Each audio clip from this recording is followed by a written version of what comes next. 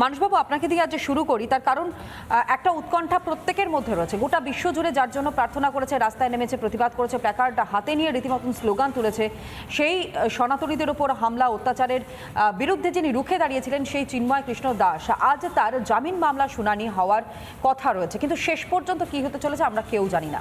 কি মনে হচ্ছে প্রাথমিকভাবে, আপনার কি মনে হয় যে শুনানিটা আজ হবে? শুনানি না হলে পরে আগামী পৃথিবীর জন্য বিপদ বাড়বে। কারণ চিন্ময় কৃষ্ণ দাস মানে কিন্তু শুধু একটা নাম আমাদের কাছে নয়, মানে আমরা যারা সনাতনী সমাজের কাজ করি, চিন্ময় কৃষ্ণ দাস মানে আমাদের কাছে একটা প্রতীক। কিসের প্রতীক? দেখো, যদি চিন্ময় কৃষ্ণ দাসের সন্ন্যাসী ঘরানা আমরা লক্ষ্য করি, তাহলে দেখা যাবে যে তিনি যে ভাবাদর্শে বিশ্বাসী সেটা হচ্ছে সেবা, ভক্তি এবং প্রেম।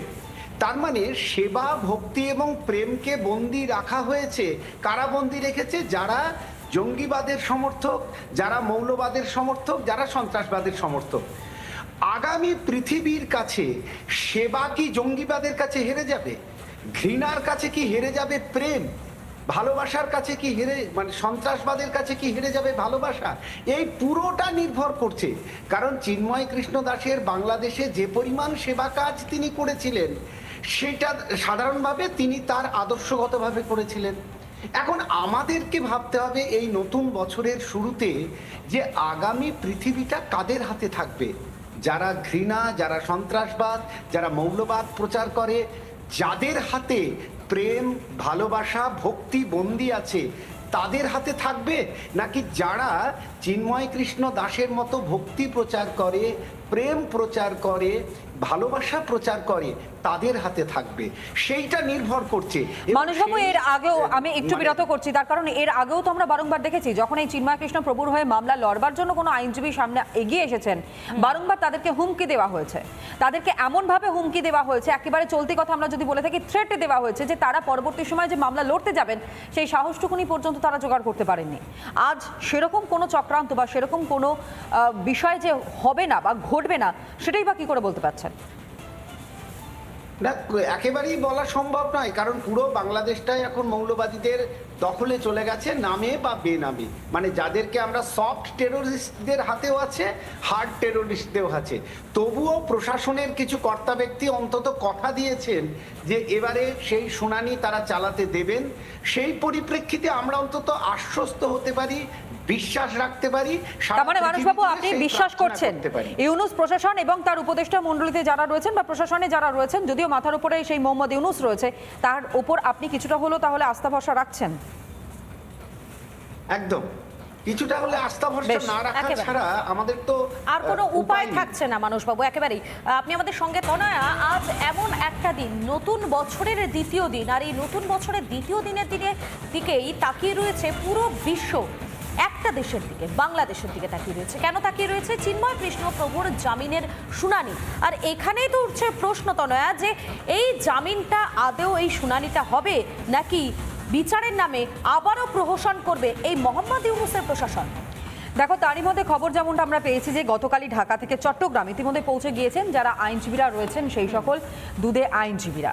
এবং একই সঙ্গে এই চট্টগ্রামের আইনজীবীদের সঙ্গে রণকৌশলে সাজাচ্ছেন ঢাকার আইনজীবীরা বলেও জানতে পারা গিয়েছে। আর অন্যদিকে ওপারেও চিন্ময় প্রভুর মুক্তি কামনায় প্রার্থনাও চলছে বিভিন্ন জায়গায়। সনাতনীরা তারা কীর্তনের মধ্য দিয়ে শান্তি যাতে প্রতিস্থাপিত হয় বাংলাদেশে, যাতে যে নির্যাতন ওই দেশের অর্থাৎ বাংলাদেশের হিন্দুদের ওপর করা হচ্ছে, সেই নির্যাতন যাতে অবিলম্বে থেমে যায়, যাতে কিছুটা হলেও মোহাম্মদ ইউনূসের চোখটা এই মুহূর্তে খোলা থাকে বা খোলা রাখবার তিনি প্রচেষ্টাটা অন্তত পক্ষে করেন, সেই কারণের জন্য কিন্তু বারংবার এই যে আর্জি জানানো, অনুরোধ করা, এই সমস্ত কিছু হচ্ছে, এমনকি পাশাপাশি প্রার্থনাও চলছে। প্রথমে একটা বিশেষ প্রতিবেদন মধুকল্পিতা আজ তুলে ধরে, এবং সেই প্রতিবেদনের পর আমরা যারা অতিথিরা রয়েছেন তাদেরকে যেমন একই সঙ্গে আমাদের এই স্টুডিওতে এবং ঠিক স্টুডিওর বাইরেও যারা রয়েছেন তাদেরকে স্বাগত জানাবো, এবং পাশাপাশি আলোচনাও আমরা এগিয়ে নিয়ে যাব। তার আগে বিশেষ প্রতিবেদন।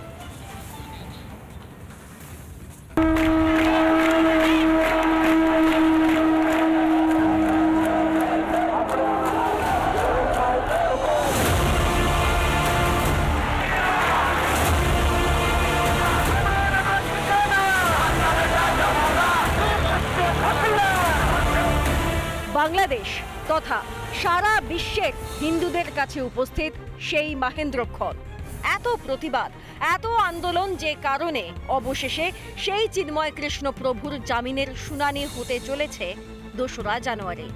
মৌলবাদীদের চোখ রাঙানি উপেক্ষা করে সাহসী সনাতনীরা চিন্ময় কৃষ্ণকে মুক্ত করতে আইনি যুদ্ধে অবতীর্ণ হবে বৃহস্পতিবার।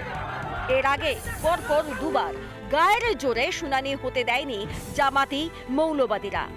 চিন্ময় দাসের পক্ষে এবং চিন্ময় দাসের দোষরের পক্ষে কেউ যদি ওকালতি করতে চায় কিংবা ওকালতনামা দাখিল করে, সাথে সাথে এই কোর্ট বিল্ডিং এর তাকে গণপিটা দিতে হবে। বৃহস্পতিবার তা হতে দিতে একেবারেই রাজি নয় চিন্ময় কৃষ্ণের আইনজীবীরা।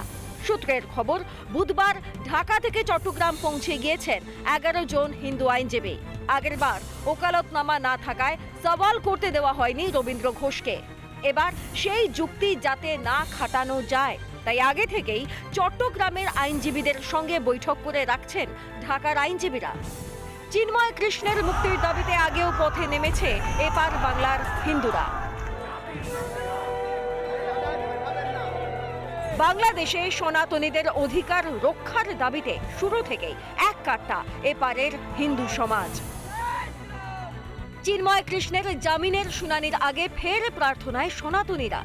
বিরাটিতে বিশ্ব সেবাশ্রম সংঘ ও বিশ্বমাতা মন্দিরে বাংলাদেশের শান্তি কামনায় অখণ্ড গীতা মহাযজ্ঞ এবং মহানাম সংকীর্তনের আয়োজন করা হয়। বাংলাদেশে যে ঘটনাটা ঘটেছে, প্রভুর মুক্তির দাবিতে যে গীতায় আহুতি চলছে, আমরা সেই যজ্ঞে সকাল থেকেই অংশগ্রহণ করেছি। এটা আমাদের পরম সৌভাগ্য। আমাদের তো হাতে অস্ত্র নেই, আমাদের সনাতন সহিষ্ণু ধর্ম। সবাইকে বলবো আপনারা প্রার্থনা করুন যেন এই অনাচার দূর হয়, এই শৈলাচারী শেষ হয়, সত্যিকারের সনাতন প্রতিষ্ঠা হয়, প্রভুর মুক্তি যেন হয়। বিশ্বের প্রতিটা কোনায় কোনায় এখন হিন্দুদের একটাই দাবি, চিন্ময় প্রভুর মুক্তি। ওখানকার কোর্টে এটা জাস্টিস ডেলিভার করার জন্য আমরা জানি কি আইনজীবীকে দাঁড়াতে হবে। তো আমরা এটাই আশা করি কি কালকে without any failure, without any postponement কালকে শুনানিটা হবে। কোনো আইনি ভিত্তি নেই। বিচারের নামে প্রহসন আর মৌলবাদীদের দিয়ে গা জোয়ারি করে চিন্ময় প্রভুকে জেলবন্দি রেখেছেন ইউনূস প্রশাসন। 2রা জানুয়ারিও তেমন কোনো নাটকের প্রস্তুতি করছে না তো ইউনূস। তবে ইউনূস পন্থীদের সকল ষড়যন্ত্র গুঁড়িয়ে দিতে প্রস্তুত পদ্মাপাড়ের হিন্দুরাও। রিপাবলিক বাংলা।